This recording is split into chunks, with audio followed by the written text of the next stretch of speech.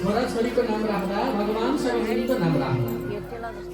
यदि भगवानसँग मिल्ने नाम राखियो भने मर्ने बेलामा भगवानलाई भोलि पनि सन्तानलाई त सम्झिन्छौँ। त्यो बाबु नानी छोराछोरी ढोको नबस्छ है त भन्छौँ नि हामी। वस्तु बाख्रा बनाएर घाँस पानी गर है त भन्छौँ नि हामी। त्यही भएर छोराछोरीको नाम भगवानसँग मिल्दो नाम राख्नु हाम्रो जीवन मुक्ति मिल्छ, वैकुण्ठ मिल्छ।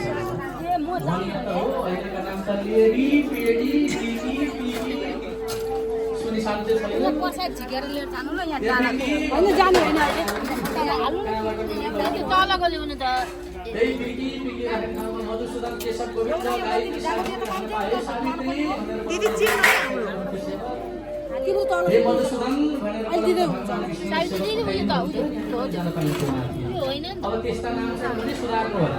दिदी रुमाली छ है हाम्रो भगवान प्राप्ति हुने नाम छ भने सबैले भगवान प्राप्ति हुने नाम राखी बसेर सबैले चुलाइदिन्छ।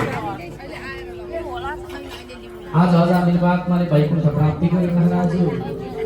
अब के सुन्न चाहनुहुन्छ भनेर सम्बोधन गर्दा यो संसार यस्तो अचम्मको छ कि म त जान्न है 1 मिनेट 1 सेकेन्ड 1 घण्टा 1 दिन 1 महिना 1 वर्ष पर्खी है भन्दा कालले हेर्दैन फर्केर हेर्दैन।